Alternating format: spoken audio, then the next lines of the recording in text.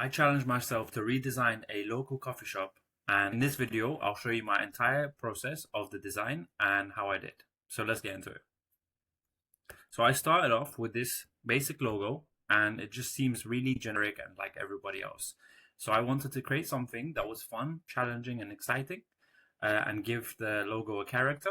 So first, I started by drawing some ideas and sketches.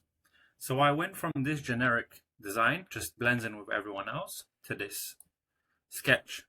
And the idea behind this sketch is basically I combined both words, the coffee and the king, to create a very simple and simplified version to make it as fun as possible and create a simple icon for this brand. So first, you could see that in this version, you have the head of the king and also the crown at the top. So you've got the crown and the king. And then in the negative space here, in the empty space, you could see the cup hiding in this unshaded part. And you could see the eyes and the full details here. And then for the ear, I added the cup as well for the coffee. And this approach is a lot more fun and exciting than the previous approach they had because it just blends in with everyone else. And this gives some character and some playfulness. And watch me create this into a vector version. And we took this vector version to the complete brand as well.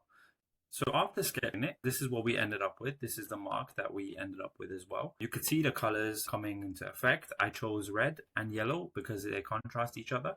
And also the coffee brand wanted something not generic, something to stand out from everyone else. So I created these two colors because they're really contrasting. And you could also see the negative space of the coffee cup in the middle a lot better.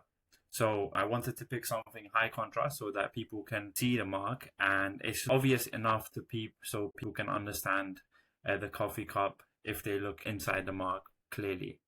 And this approach beats the generic approach. And I wanted to give the brand some identity. So this is when I went and created it in different styles and different mock-ups.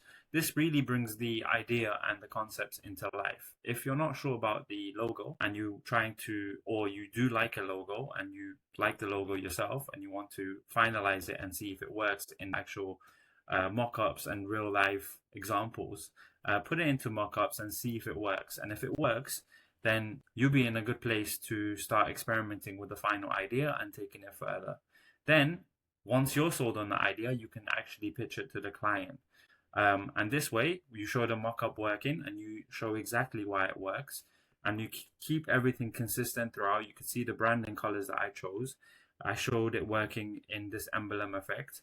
I showed the typography and the font style of the banner, the coffee cup and everything and why it works.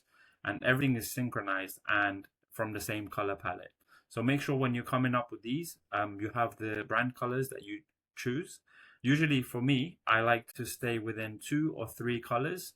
This way, you're not just guessing, you're actually working with the research that you put in and you take that extra time so you can understand what colors work together. You contrast the colors and they can use these colors consistently in their branding to build trust. If you guys want to see the design process from scratch, how I came up with this concept, comment down below and I'll be happy to show you the entire process and do a more in-depth process of how I actually came to this idea.